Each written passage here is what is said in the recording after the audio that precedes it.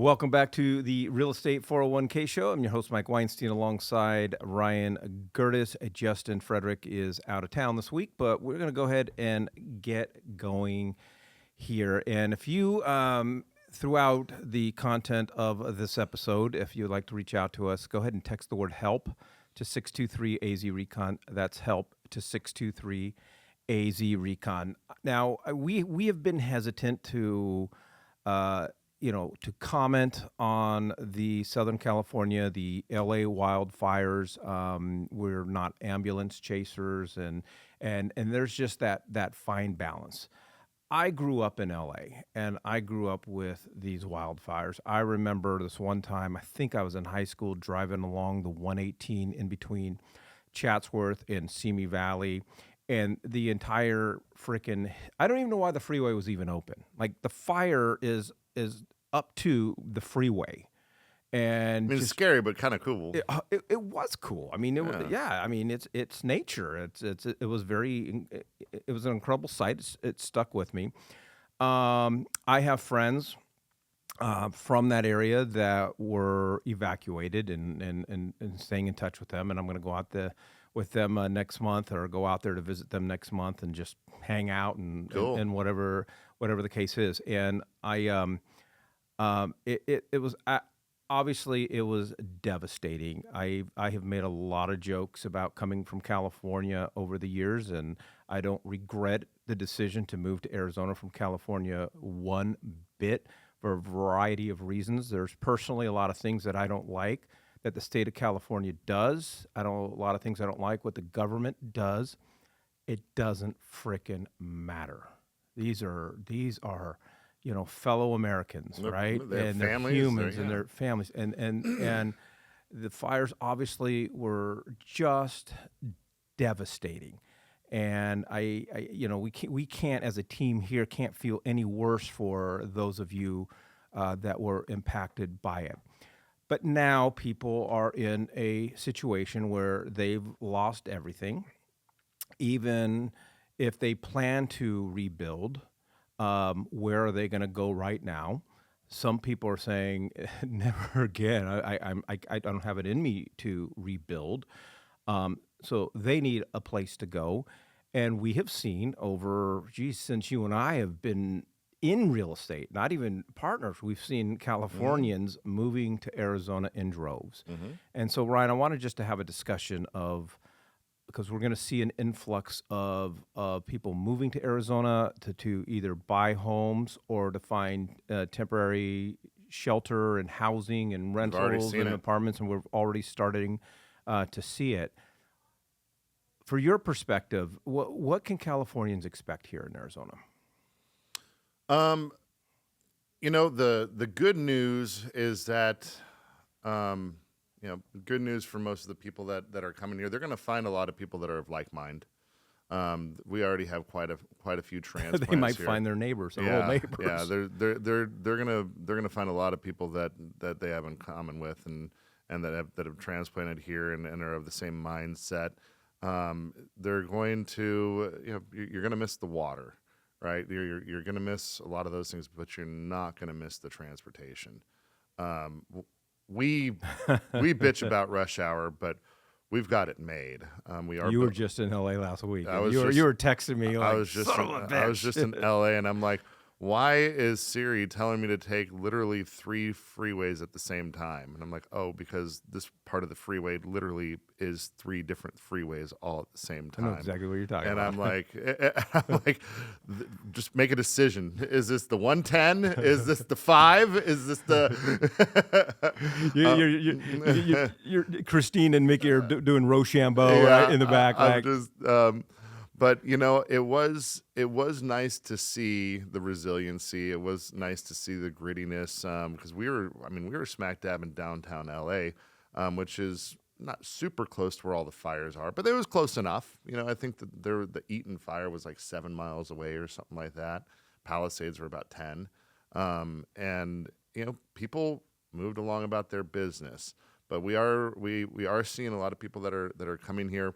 Most of them are coming here right now wanting to rent because they know that it's something quick and easy that they can just get into and kind of start seeing whether or not if number one, Arizona is a place where they want to stay, or number two, if they're just trying to get somewhere temporarily because they want to move back to Southern California once the proverbial dust settles, and the literal dust settles, and or rebuilt. And so you're going to see that. You're going to see a little bit different of a political atmosphere, but there has been. I mean, hell, Arizona voted blue during the Biden Trump election. Biden-Trump election, and so there's quite a bit of that's moved in here, and due to a lot of folks from California bringing their vote along with them, whether it's good, whether you're good, bad, or indifferent about it. We have seen quite a few people move from California over to the Prescott area. Now, we've seen a lot in the greater Phoenix area, but percentage-wise, we don't hold a candle to the Prescott area. And if you're not familiar with Prescott, it's kind of, it's an outskirt type of town. It's about an hour and a half, maybe 2 hours away from Phoenix, and it's significantly cooler there. We do get a little bit of snow up there. The elevation is a lot higher, a couple thousand feet or something like that. So you're going to see a lot more diverse environment. I mean, I know California, you have anywhere from Yosemite on down to the beach, but I mean, we have every single type of ecosystem here, from extreme tundra to extreme desert and everything in between. So you kind of have your pick, whatever it is that you're deciding to do. If you're wanting something that's not as busy, then you could go to a place like Prescott, Payson, or Flagstaff. But if you like the city life and all the things that go along with that, then Phoenix or possibly even Tucson have a lot of different offerings. So there's a lot of different things that you can expect. Some of it will be the same, but a lot will be different. Yeah, for me, what I would tell people in this situation of what you can expect, I'm not trying to be trite here, but when I moved out here, and I've been out here for, oh my gosh, I think 30 some odd years now, the food situation sucked. Like, I hated Here? it 30 years ago. Oh, I okay. mean, when you're from LA, Yeah. you come out here and you're like, oh my gosh. And then they opened up a Chili's, and everybody in Phoenix born, lost their ever loving minds. Right. And we're like, Chili's. Well, we went to the World Market thing down. What is that? What it's called? There on kind of like northern downtown. Yeah. The World Market. We went there. Unbelievable. So I think, but I have seen, as an Arizona resident for decades now, you're going to be pleasantly surprised by the nightlife scene, by the food and libation scene. I mean, you're going to be really surprised and pleasantly surprised. I think the other thing that you're going to find, and I think this is where it's going to be really interesting, because I think for me, I think most people probably who are fleeing California right now, they need to figure out what the heck they're going to do. So in that situation, a rental scenario is really not a bad option. I totally get it. But what you're going to find out here is we got a frickin' incredible job market. There is a lot of high quality jobs, a lot of tech jobs. The employment scene here in the Phoenix metropolitan area especially is incredibly strong. High demand. And you couple that with when you're looking at homes, it's funny because we have people who are born in Arizona. We go and show them a $450,000 home. They're like, "Oh my God, that's way expensive. Oh my gosh." California's going to come out and go that was our down payment. Right? Yeah. And so I anticipate that a lot of these people are going to end up staying in Arizona, and they're going to find what other Californians have found, 2 years ago, 5 years ago, 10 years ago. Cost of living is considerably less out here. They're going to be pleasantly surprised with what they get for their money on housing. Yeah, so that's kind of what I would tell people to expect. Now, as far as on the real estate side, and as far as what we do as real estate wealth managers, and just helping people not only build wealth in real estate, but for a lot of Californians, just figuring out what do I do? I mean, we want to open up our family of experts to that, and our team of real estate wealth managers and agents. Are there anything that you would say, hey, buyer beware, renter beware. These are the things when it comes down to real estate where you're actually gonna put your head down on your pillow at night, and kind of, I don't know, just and in contrast on There's how we help them overcome and avoid some of these pitfalls. Be aware that there's a lot of Phoenicians that don't like Californians, not just Phoenicians, Arizonans. There's a lot of them that just don't, and so do your best to sniff that out beforehand, especially if you're going into a rental situation, because we've definitely seen some more predatory type stuff. On that, and does it break fair housing laws? Gosh, I don't know, but it's definitely a thing. I would say when it comes to how you handle your finances, when it comes to if these fires or just you transplanting affects your income, that's something that we typically don't consider because it was a state of emergency. You would think that there'd be safeguards in place to protect people on that front, but I would say when it comes to your income, don't make any rash decisions until you've done some research because it could affect your qualifying abilities when you transplant over. I would say that those would probably be the two big things to look out for before you make any decisions. And I would also say, we just talked about it on Monday's episode. If you are renting, just beware that as of January 1st, almost every city, municipality in the state of Arizona eliminated rental tax. So Yeah, just know that going in. Don't right? pay rental tax. Yeah. I would say too, I think, now trying to, make the case for the real estate 401k group. People in this situation, obviously, experiencing the devastation and losing everything through the fires. It's one thing when you and your family have been talking about and planning on moving to Arizona for 12 months, 24 months, 5 years. You've had a chance to go out and check out the areas and see what you like about it and what you don't like about it and where you want to live and so forth. I just can't imagine all of a sudden I've lost my house. Now I'm moving to a new city. I've got 2 kids. I got to think about elementary schools, and I got to, and I have no idea what the difference is between Ahwatukee, Queen Creek, Surprise, and Goodyear and Buckeye, and you're looking at a map of Phoenix, and you're like, I don't have a clue what Right. It'd be the same if I were to move to the LA area because when you were talking about where you're from, I'm like, you just it may as well be from Japan, dude. I don't know. The Shoot. only thing that you would recognize on a Phoenix map is I-10. Yeah. That's pretty much, about it. And then I-10 bends and then goes, all of this stuff. So I can't even imagine how people are overwhelmed. And I was thinking about the agents out there going, I'm a neighborhood specialist. I cringe at neighborhood specialists because the reason I do, I think it's a cheesy marketing ploy, because we're number specialists, and that's why. So for us, I don't care where somebody is investing in or whatever the case is. Oh, we've invested in LA. Yeah, but we have that ability to invest in numbers. But one of the things that we have the ability to be able to do is, we are a team of 25 real estate wealth managers. So we are truly valley-wide. Our agent representation is valley-wide. We have people all over the valley that are experts in their specific area. We do also have access to an incredible database of understanding school districts and schools themselves and how they grade on an educational performance, level and so forth. Because that's for these people that have got little kids.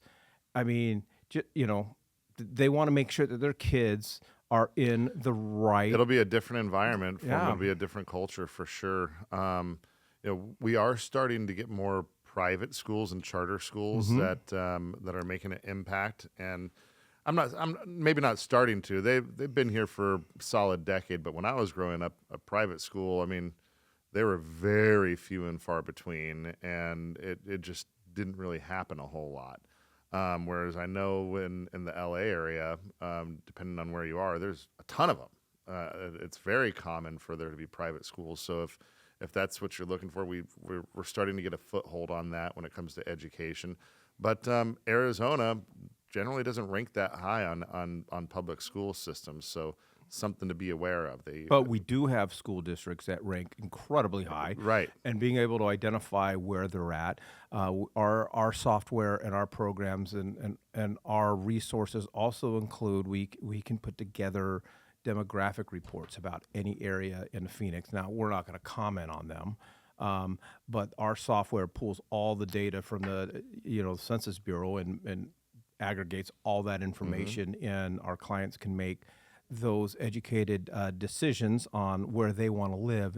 And so there's a lot of resources that we provide. And if you are interested in talking to one of us and one of our real estate wealth managers and understand the area, all you have to do is text the word help to 623 AZ RECON. That's help to 623 AZ RECON. The other thing is for a lot of people, I think in this situation, Ryan, Arizona is going to offer an opportunity to rebound for them in the sense of not only accumulating their next home, as far as affordability, but what Arizona offers that California didn't offer the average Southern California person is the ability to actually, over a 10-year period, build wealth in real estate.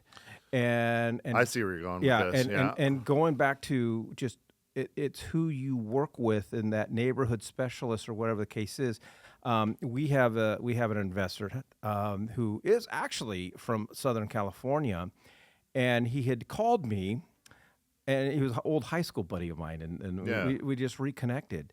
And he had accumulated like 5 or 6 investment properties that you and I would have told him to run from. We would have never advised any of our clients to even consider these as investment properties, because of how the numbers panned out and where they were and the intent of those properties. The long-term goal didn't match up with what the assets he acquired. So we had to help him really liquidate those and use our tax strategists and things like that to do it properly to mitigate as much financial exposure as possible, and then put them on the path to the right types of properties. Right, and I if you're an investor in the Southern California area, the strategies are going to be quite a bit different. The taxes are going to be quite a bit different.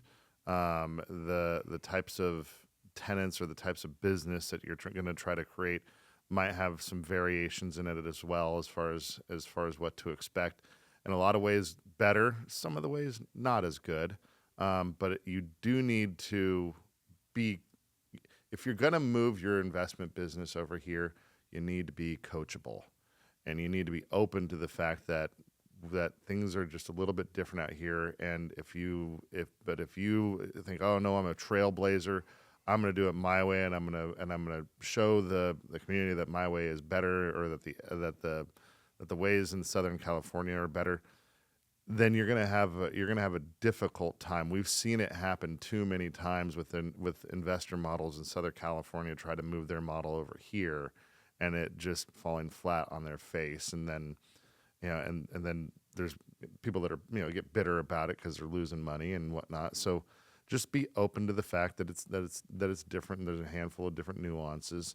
The way that we approach the tenant and landlord relationship is extremely different, and it is, in my opinion, a little bit better here than it is in California, because we don't have as much layers if there's any disputes that arise. That protect here, we protect the landlord a little bit more than California protects the landlord.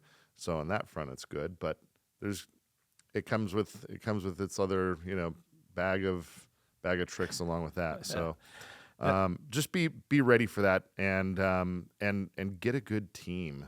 Whether it's be us or somebody else that specializes in that element of real estate, you need to have a good team behind you. Yeah, and in addition to that, whether you're investing or you're just looking for your next place to put your family in out here. Again, you don't need a neighborhood specialist. You need Yeah. you need a a Maricopa County group of specialists, and we can provide that for you. I would love to have a conversation with you. All you got to do is text the word help to 623 AZ Recon. That's help to 623 AZ Recon.